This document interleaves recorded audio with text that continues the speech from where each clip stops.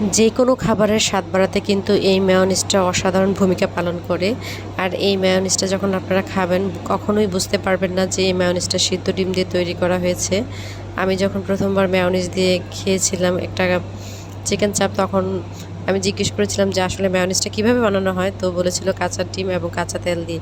তখন শুনে কিছুটা অবাকই হয়েছিলাম, কারণ কাঁচা তেল আর কাঁচা ডিম একসাথে খাওয়া তো তেমন একটা স্বাস্থ্যকর বিষয় মনে হচ্ছে না।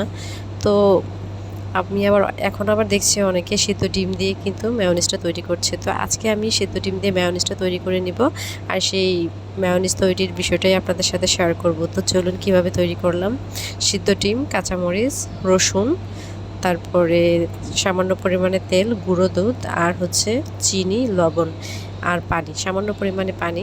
এই উপকরণগুলো দিয়েই আমি এই মেয়োনিজটা তৈরি করেছি। আর ডিমটা যেহেতু এখানে সিদ্ধ, তার মানে কি স্বাস্থ্যকর। তো সব কিছু দিয়ে ব্লেন্ডারে দিয়ে দিয়েছিলাম, তারপরে ব্লেন্ড করে নিয়েছি। আর এক পর্যায়ে যখন কিছুটা ব্লেন্ড হয়ে আসলো, তারপরে আবার আরও একটু পানি দিয়ে আমি এটাকে একেবারে মিহি করে একটা পেস্ট তৈরি করে নিয়েছি। আর এটাই হচ্ছে মেয়োনিজ। আর এই মেয়োনিজটা যদি আপনারা চিকেন চাপ কিংবা গ্রিল বা এই জাতীয় কোনো খাবারের সাথে খান, তাহলে দেখবেন এটার স্বাদ কিন্তু বেড়ে যাবে। এটা সসের মতো কাজ করে, টমেটো সস কিংবা অন্যান্য সসের সাথেও কিন্তু মেয়োনিজটা অসাধারণ লাগে খেতে। আমার কাছে তো খুবই ভালো লাগে। আর এইভাবে সিদ্ধ ডিম দিয়ে খেলে কিন্তু এখানে কোনো টেনশনের কারণ নেই, কারণ সিদ্ধ ডিম তো আমরা খেতেই পারি। তো এইভাবে তৈরি করে কিন্তু আপনারা মজার একটা খাবার ঘরেই তৈরি করে খেতে পারেন। তো